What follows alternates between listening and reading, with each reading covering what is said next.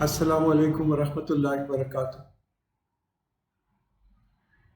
Alhamdulillahi ala ni'mat al-Islami wa kafa biha ni'ma. All praise and gratitude be to Allah subhanahu wa ta'ala on His blessing of Islam, which suffices as a blessing. A'udhu billahi minash shaitanir rajim. Bismillahir rahmanir rahim. In the name of Allah, the most beneficent, the most merciful. So we are on the 28th session this evening, and we are going to complete para 14th, and we'll look at Surah Nahl, and we'll complete the surah inshallah this evening. Now Surah Nahl is all about faith building. We are also going to understand about bees, because one of the ayahs that comes in today is about bees, and we'll also look at some of the positive things that we need to do as Muslims, and what do we need to stay clear of. A very important ayat that comes in today. And finally, the best way to invite people to Islam. We'll see another ayat on that. So let's begin with ayat number 45 of Surah Nahl, and that's the first ayat that we are doing this evening. Afa amina alladhina makaru sayyi'ati an yakhsifa Allahu bihumul arda aw ya'tiyahumul azabu min haythu la yash'urun.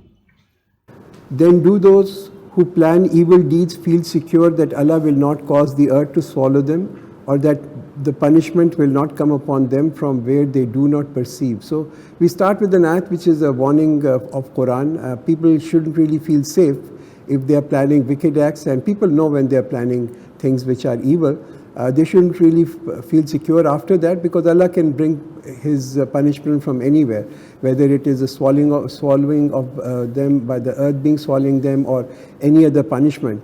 And this is for people who are promoting anything which is sinful, promoting God-denying philosophies, promoting immorality and things like that. They must remember that the punishment of Allah is not far away, or that He would not seize them during the course of their journey and they have no chance to frustrate Him, or that He would not seize them by causing fear.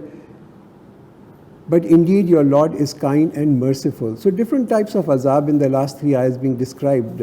We see the azab that came on Qarun, that the earth swallowed him. We saw the azab on Abu Jahl, that he was slaughtered in Badr, most unexpectedly. And then the painful losing of everything by the Pharaoh and his army. He also was subjected to an azab. Or all of this on one side, if Allah wants, He can just put fear in the hearts of people. And just putting fear can ruin the life of anyone. Imagine that you always have a fear that something bad is going to happen, and that's going to take the pleasure out of anyone's life. And that's what is being reflected in these three ayahs. Do they not look all the things that Allah has created, how their shadows incline to the right and to the left, making prostration to Allah when they are humble? So all that has been created, it obeys Allah's law. And this casting of shadow is symbolic of the servitude that is there. The sun rises and then it sets, and the shadows are there. It lengthens as the sun rises up, and then it starts to set down, and the shadows again start to lengthen. But it's in the opposite direction of the sun, and that's the interesting part. Now, for a long period of time, people had worshipped sun. In fact, in the Roman Empire, they had a sun god. He was called Sol. And that's the reason why they have a holiday on Sunday, because that's the day of the sun. But what is being reflected over here is that these shadows which prostrate in the opposite direction, so if the sun is going on one direction, the shadow is prostrating completely in the opposite direction. They're not actually prostrating to the sun. They're prostrating to someone opposite to that, which shows that you have completely no control over the shadows. And to Allah makes prostration all that is in the heavens and whatever is in the earth, and of the living creature and the angels, and they do not show pride. يَخَافُونَ رَبَّهُم مِّن فَوْقِهِمْ وَيَفْعَلُونَ مَا يُؤْمَرُونَ. And they fear their Lord above them, and they do what they are commanded. So here also this is an ayat of sajda. So wherever you are, you can just bow down and just do a sajda. And Allah has said, do not take yourself to God. He is one God, so fear only me. So this exclusion of two gods actually negates the existence of one. And this has been the essence of teaching of all prophets, that there is only one God. In ancient Persia, we see that there has been a belief of two gods. One is a god of good, and the other one is a god of evil. So this dualism in worship that we find, and it was there in the Persian Empire for a long time. Even in the modern world, you find people who are actually devil worshippers.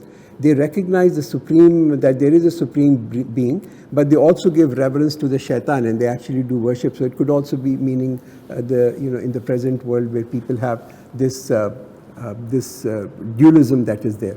And to him belongs whatever is in the heavens and in the earth, and to him is obedience, forever.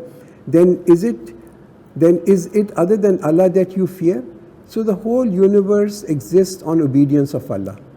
Everything that Allah has created follows the law that Allah has set for it.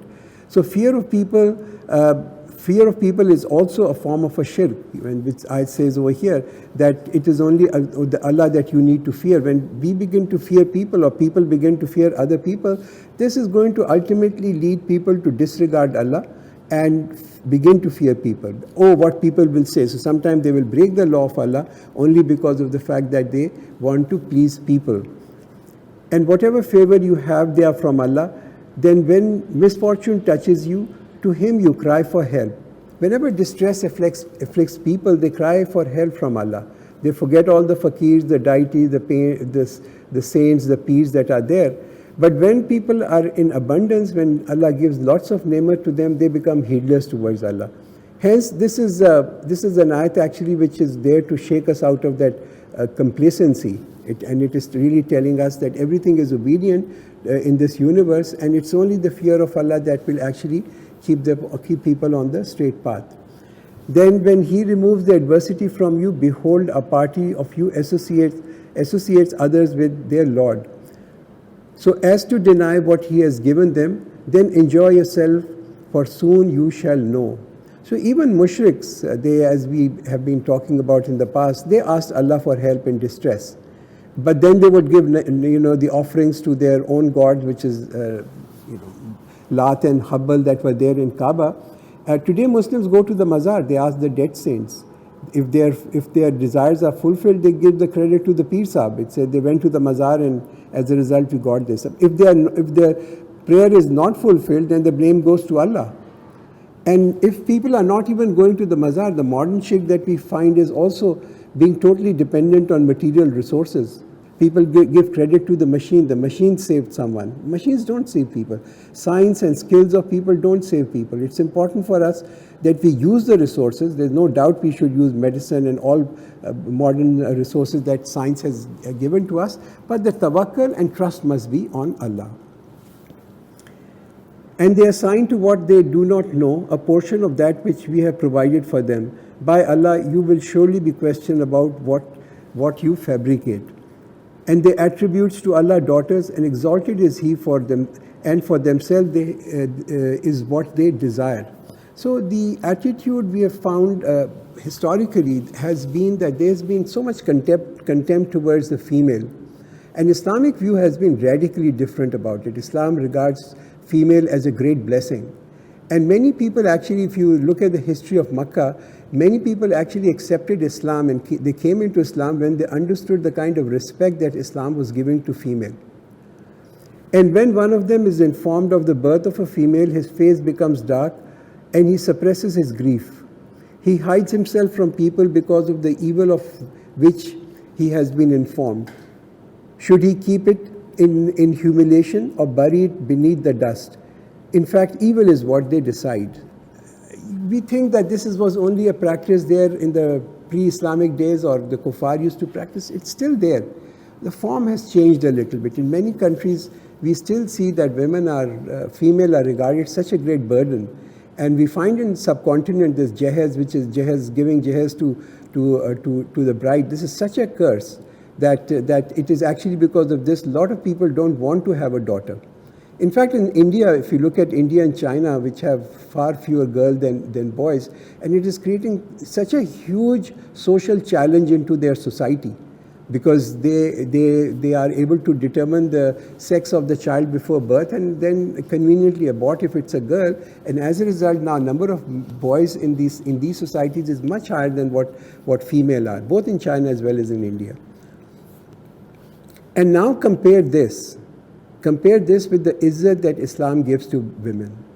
Really, there's completely no match. The right of inheritance that Islam gave 1440 years before, in modern world, women had no right of property till almost like about 100 years ago, till the last century.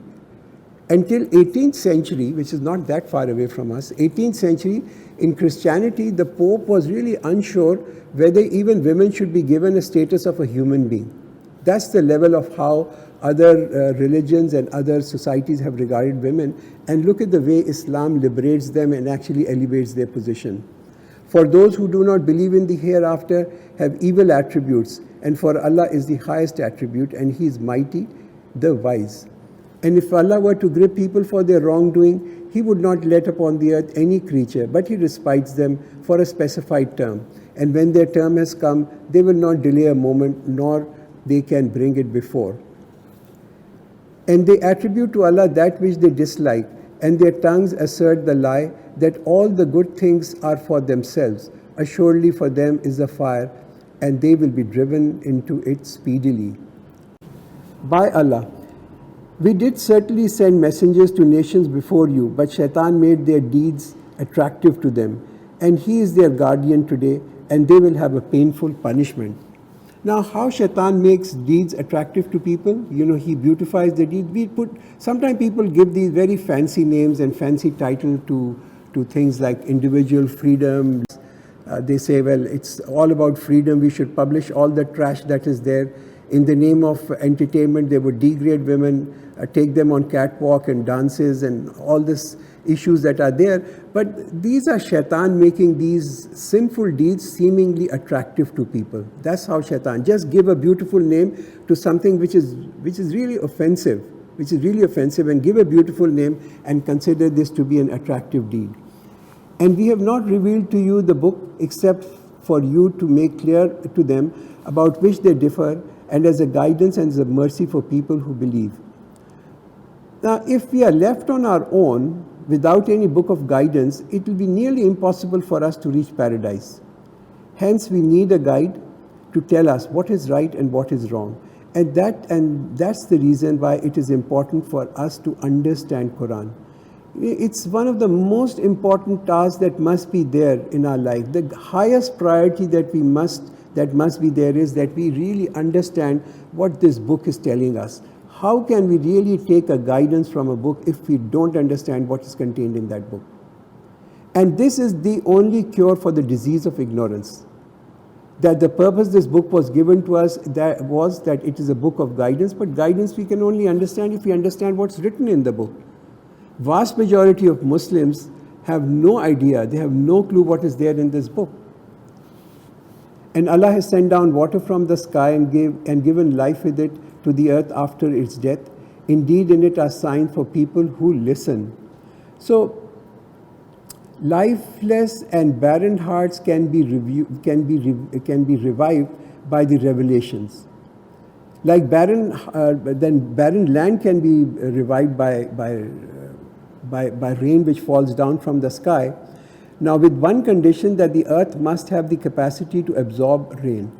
Otherwise, there is no benefit. If it's just rock, then the water is going to flow away. The same is for people. The hearts of people must be able to absorb the revelations. And then if people plant these seeds of good deeds, if we keep planting these seeds of good deeds, and we also keep reading the Quran, which is a revelation from Allah, which is for our hearts, and then these good deeds will begin to grow in our hearts like plants grow in barren land. And indeed, in the cattle is a lesson for you. We gave you drink from what is in the bellies, between the waste and blood, pure milk, palatable to those who drink. So we all know how beneficial milk is, how nice milk is. It's a ready drink for infants, for old. It's a sustenance. It's enough as a food for survival. If you don't get any food and you keep having milk, it's good enough to continue life. And just think about the fact that how much milk is produced in the world. And that's also a miracle. You know how much milk is produced in the world? It's left over after feeding the newborn calf. Whatever is left over. And we find nature is never inefficient. That's how nature is. It's an extremely efficient thing. So why is it that there is so much extra milk?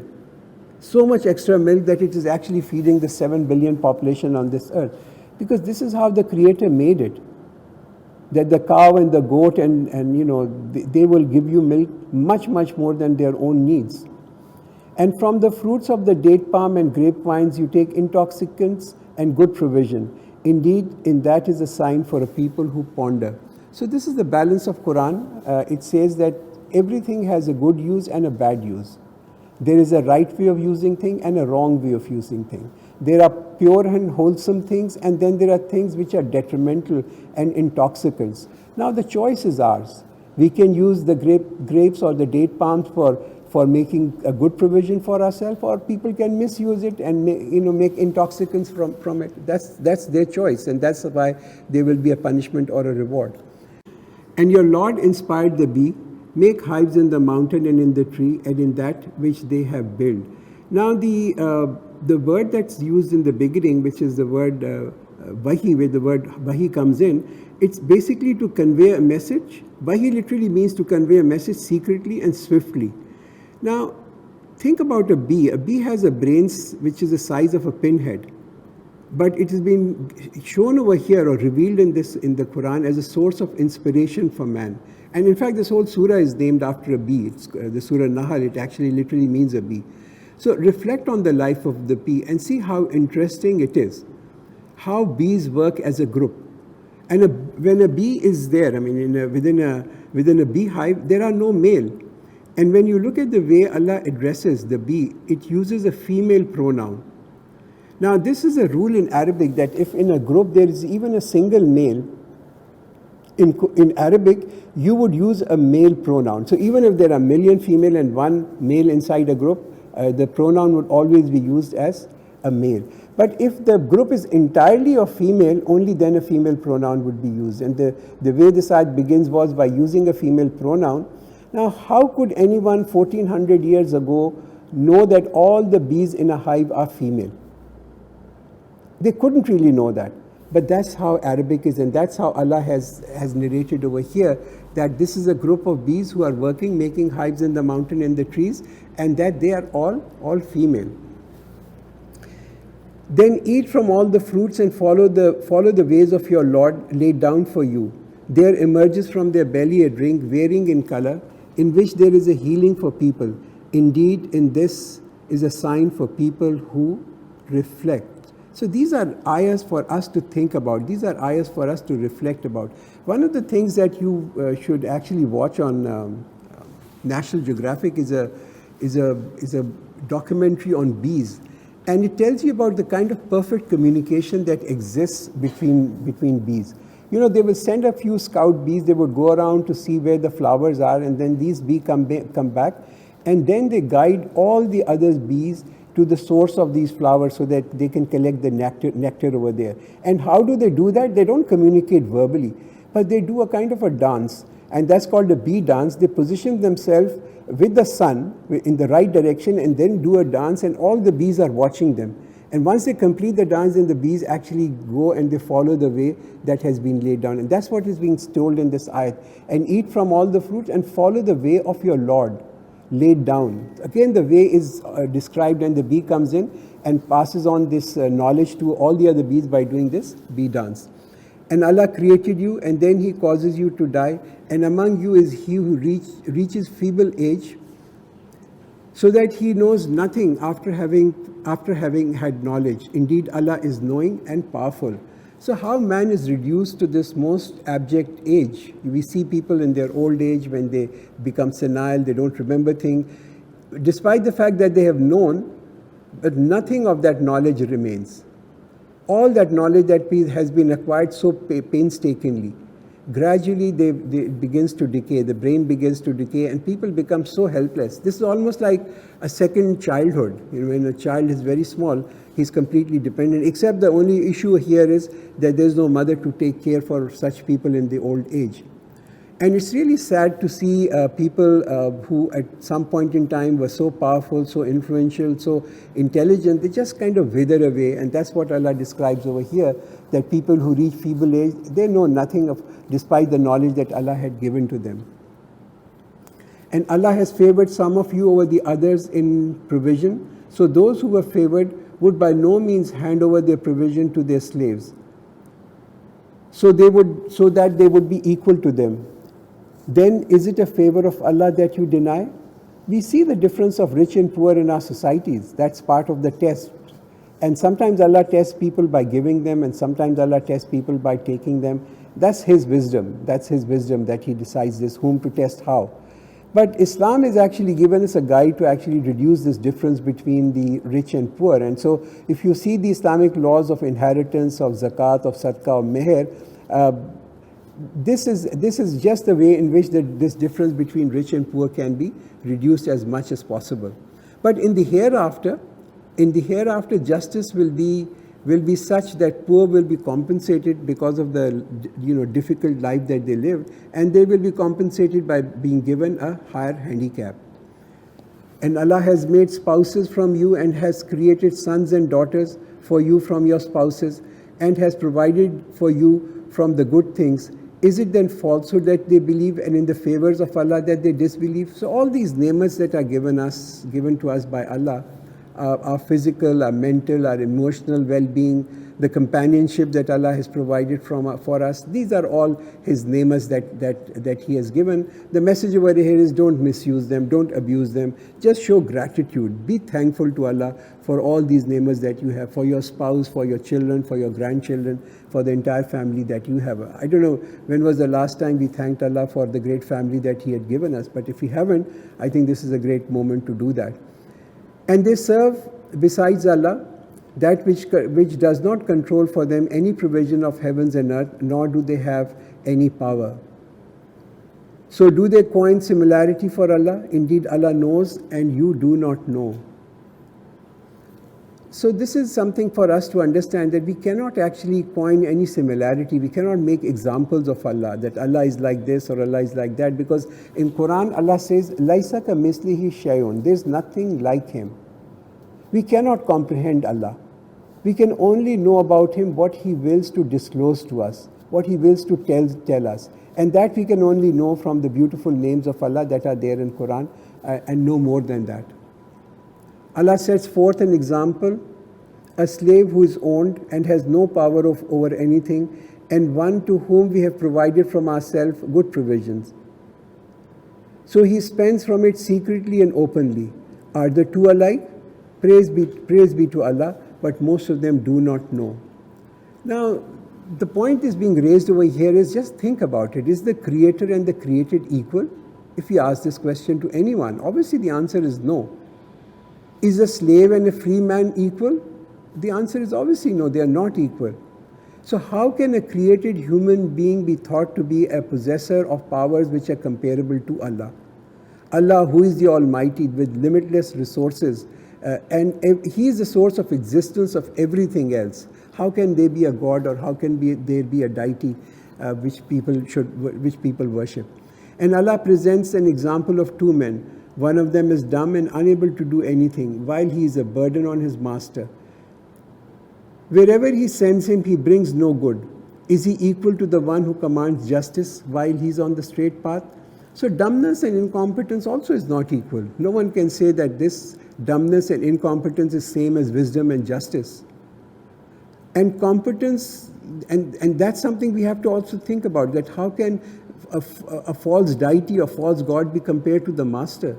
They're completely dumb, completely incompetent against someone who has all the wisdom, all the justice, all the competence. They cannot be the same.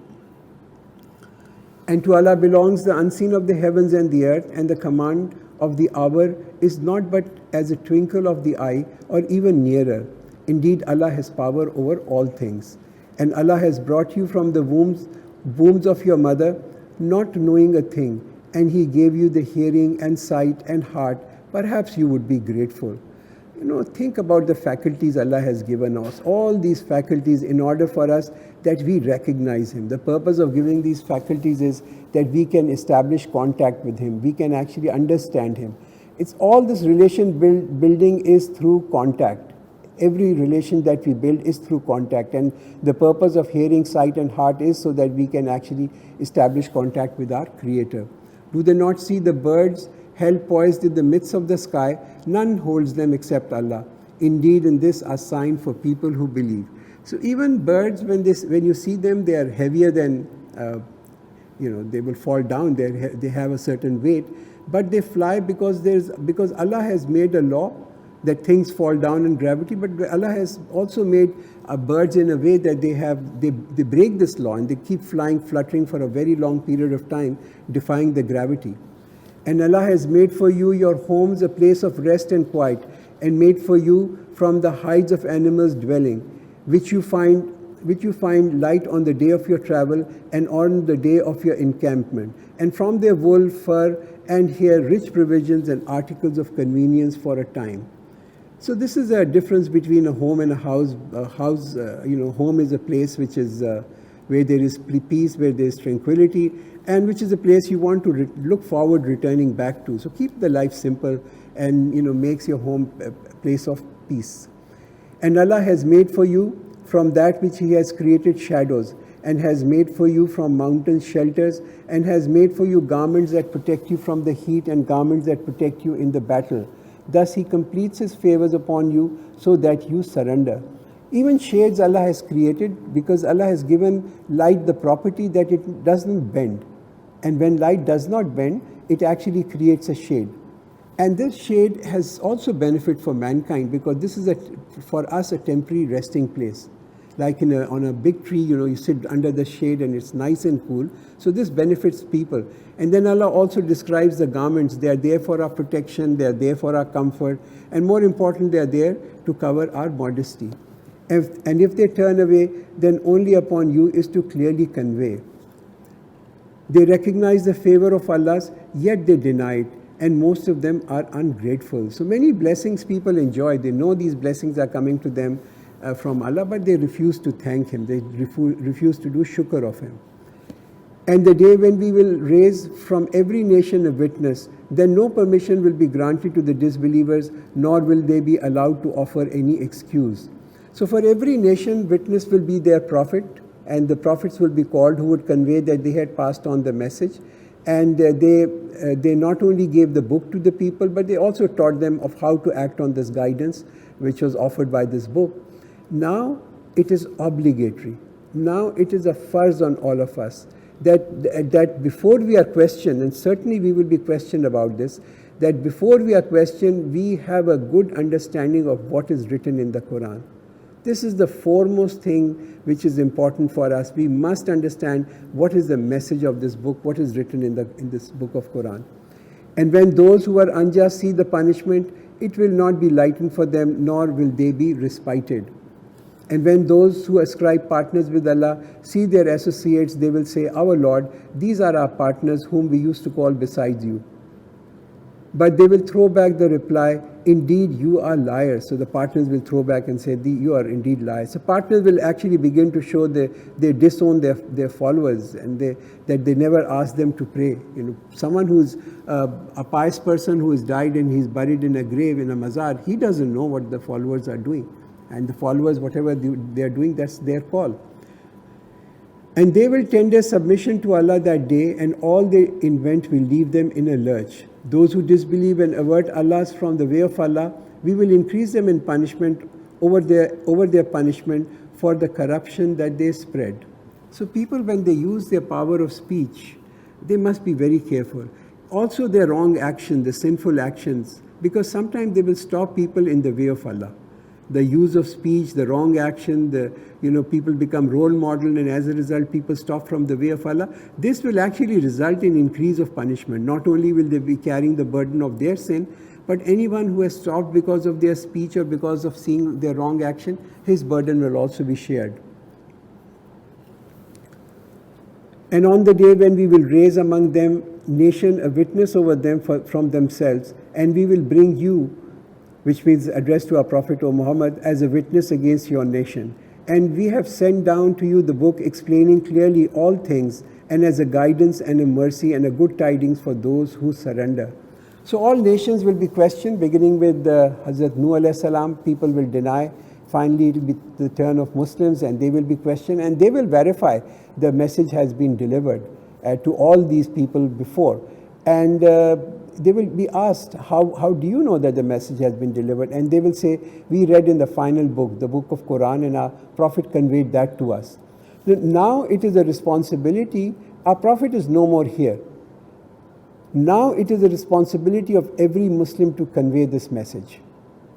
People say, our Prophet ﷺ said to people, go spread even if you know a single ayah. Even if you know a single ayah, go spread it. And so therefore this is important for us to actually start to spread this book. First understand it ourselves and then begin to spread this book. إن الله يأمر بالعدل والإحسان وإيتاء ذي القربى وينهى عن الفحشاء والمنكر والبغي. Indeed, Allah enjoins justice and good conduct and giving to the relatives and forbids immorality and bad conduct and rebellion. And He exhorts you that perhaps you will take heed. 3 do's and 2 don'ts. First, Allah enjoins what? He enjoins justice. Then He enjoins good akhlaq, good conduct. Then third, He says giving to the relative, give to the relative. Third, and then He says don't do these things. And what are the things that He forbids? He forbids immorality of all types. All fahsha is whether it is hidden or open. All types of immorality is forbidden. And then bagh is baghawat, which means exceeding limit. All forms of rebellion are forbidden.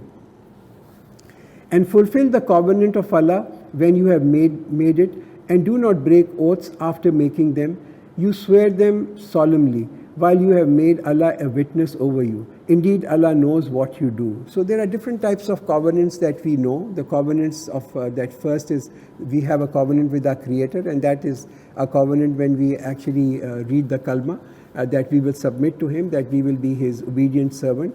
Next is many different types of covenant that we have with people, like nikah is a covenant that we have with Allah as a witness, then various oaths that we take, the mutual pledges that we have, the promises that we make, and this includes individually as well as nations, the national treaties that are there. And do not be like her who breaks her yarn after she has made it strong, by taking your oath as a means of deceit between yourself, merely because a group gets greater than the other.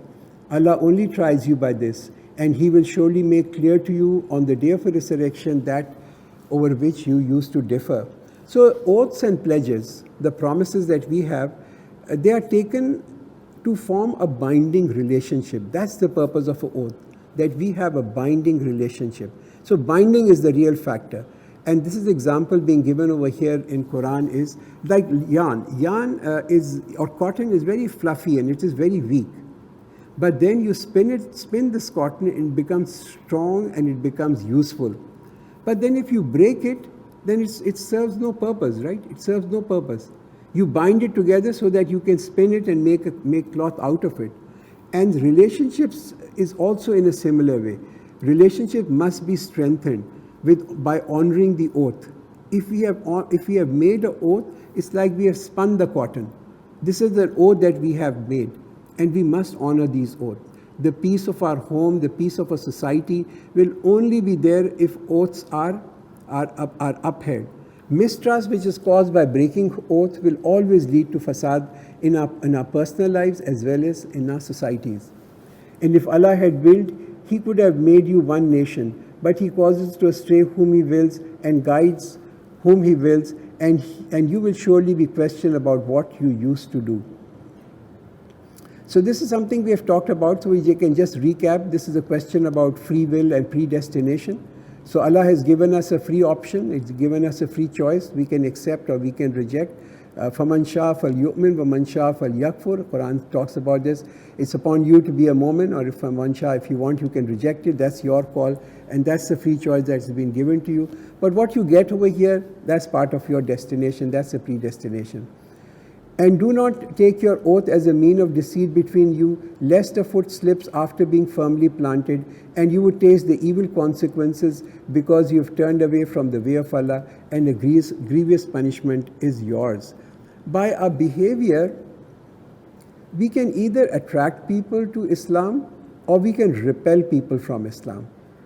If we preach high moral and in action we break promises, we deceive people, we cheat people, this is going to make other people look at us and turn away from Islam. No one stops with their tongue. You know, they say people who stop people from coming to Islam. No one stops people with their tongue. Don't come to Islam. People look at our akhlaq. People look at our behavior and form opinion about Islam. It is not the tree that matters. It is the fruit that that tree is bearing. It is the taste of that fruit. If it is bitter, if it is diseased, then it's a great fitna because the whole tree gets blamed for that. People say, don't go to this tree. The fruit is very bitter and it is really a disease thing. And that's exactly what Muslims have to understand. That if our akhlaq are not in line with the teaching and the preaching of Quran, then people can become a great fitna for this deen of Islam. And do not exchange the covenants of Allah for a small gain. Indeed, what is with Allah is best for you if you only know. Whatever you have will end, but what is with Allah is lasting.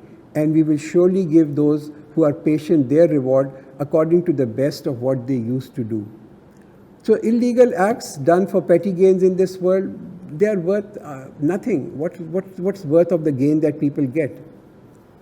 This is next ayat is such a beautiful ayat and it's such a inspiration for everyone.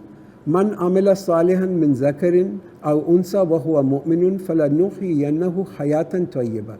And whoever does good, whether male or a female, while being a believer, we will surely make him to live a good life. And we will surely give him a reward according to the best of what they used to do.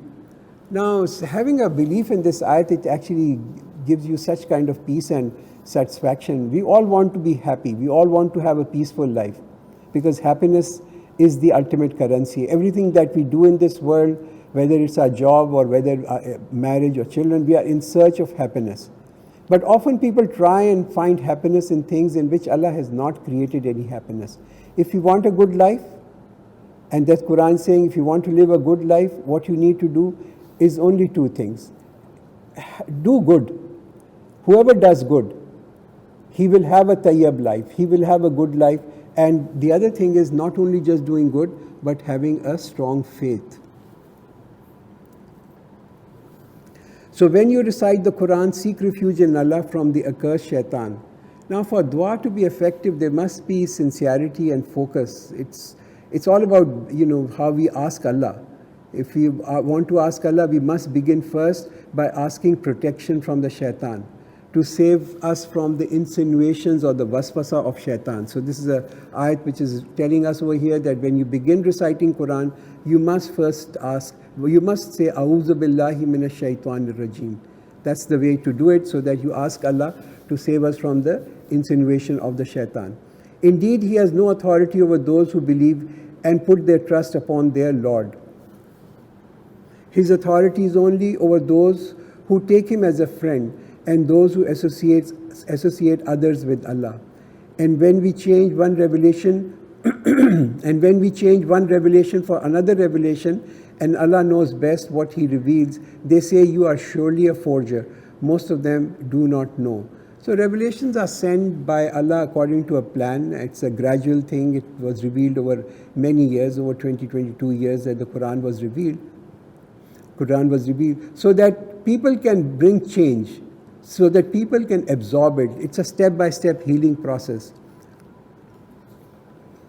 Say, the pure spirit has brought it down from your Lord in truth, so make firm those who believe as a guidance and as good news for those who submit.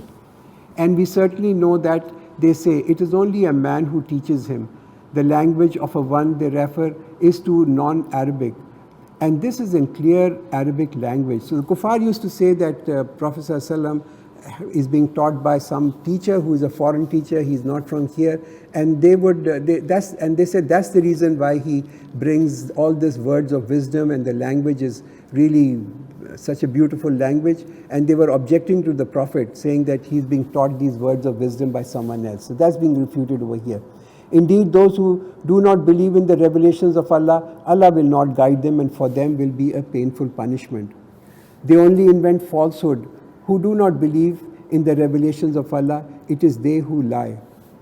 Whoever disbelieves in Allah after his belief, except for one who is forced after his heart is secure in faith, but those who willingly open their chest to disbelieve, upon them is the wrath of Allah, and for them is a dreadful punishment. So only under duress or torture can Muslim renounce, only to save his life, renounce Islam. That is because they preferred the worldly life over the hereafter, and that Allah does not guide the unbelieving people. Those are the ones over whose heart and hearing and vision Allah has set seal. And it is they who are the heedless. Without doubt, it is they in the hereafter who will be the losers. Then indeed your Lord, to those who leave their homes after trial and persecution, and who after that strive and fight for faith and patiently persevere, your Lord after all this is the most forgiving and merciful. So Allah is Ghafoor, He is Rahim, with a precondition, and that is people do hijrat, and hijrat literally means to leave things which Allah dislikes and move to things that Allah likes. On the day when every soul shall come pleading for itself, and every soul will be fully compensated for what it did, and they will not be dealt with unjustly. And Allah presents an example of a city which was safe and secure, its provision coming to it in abundance from every side. But it became ungrateful to the favors of Allah. So Allah made it taste the grab of hunger and fear for what they used to do. Two types of punishment, fear and hunger. If we experience these, then they reflect that Allah is subjecting people to azab. And this means that people are not doing shukr on many ni'mas that have been given to them. And there had certainly come to them a messenger from among themselves, but they denied him, so punishment overtook them while they were wrongdoers. And eat of what Allah has provided for you, what is lawful and good, and be grateful for the favors of Allah, and it is Him that you worship. So begin with halal earning. Buy halal. If you buy halal with haram money, it's as bad as feeding ourselves with haram. It's as bad as having pork. So this is the ibadat in nutshell. Ibadat in nutshell is eating lawful, firstly earning lawfully, and then eating from it lawfully, and then being thankful to Allah. He has only forbidden you the dead animal, blood and flesh of swine, and on that which the name of other than Allah has been invoked. But whoever is forced, neither desiring it nor transgressing its limit, then indeed Allah is forgiving and merciful. And do not say about what your tongues describe falsely, this is lawful and this is unlawful, so that you may fabricate a lie upon Allah. Indeed, those who fabricate a lie upon Allah will not prosper. No one can actually make this claim that this is halal and this is haram and vice versa. This is only Allah's prerogative. It is but a brief enjoyment that they will have, but it is just a brief enjoyment, and they will have a painful punishment. And those who are Jews, we have prohibited that which we relate to you before, and we did not wrong them, but they were wronging themselves. So these are certain restrictions that were placed on Jews because they were persistently sinning as a punishment, and certain things which were normally halal was made haram for them. So that, this is as a kind of a punishment.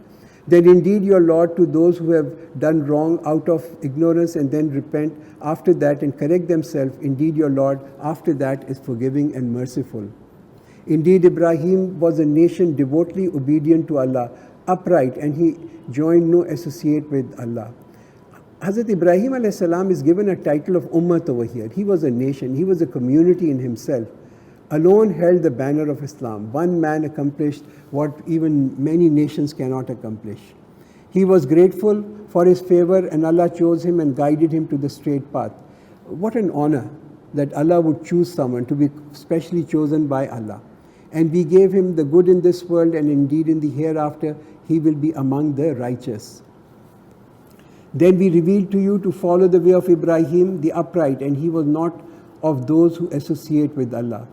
Hazrat Ibrahim gave many sacrifices, and willing to sacrifice his son who was born when he was well in his 80s, and he was well focused. He was a Hanif, and this attribute is not possible without without significant sacrifice.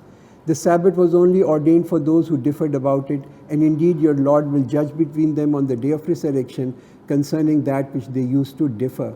Sabbath, the day of Saturday, which is reserved in Judaism for prayer and for remembering Allah. Udu ila sabili rabbika bil hikmati wa moizatil hasana, and invite to the way of your Lord with wisdom and beautiful preaching, and argue with them in the best manner. Indeed, your Lord knows best who has strayed from his path, and He knows best the one who is rightly guided. These are the etiquettes of inviting people. Like when we invite people to our home, what do you say? We say, you are kindly invited. It will be a pleasure if you come. It will be an honor for us if you come. And that's the way we must invite people to Islam. And if you retaliate, let your retaliation be to the extent that you were wrong. But if you opt for patience, it is better for those who are patient. And be patient, and your patience is only by help of Allah. And do not grieve over them, and do not distress yourself over what they conspire. The last ayat of Surah Nahl, Inna Allaha ma'al lazina taqaw wal lazina hum muhsinun. Indeed, Allah is with those who fear Him and those who do good. So what does this ayat say? That if we want Allah to be with us, and all of us want that Allah should be with us, the only thing we need to do is fear Him. It's the fear. People fear Allah, Allah is going to be with them, and those who do good. So fearing Allah and then doing good. That's the starting point. And what does fear of Allah mean? It means that we actually leave everything that Allah dislikes. That's the fear of Allah. That we leave all those things which Allah has told us to leave. Anything that annoys Him, we need to leave that. And that's the starting point for Allah to be close to us. So, Barakallahu lana wa lakum fil Quranil Azim wa nafana wa iyyakum bil ayati wa zikri.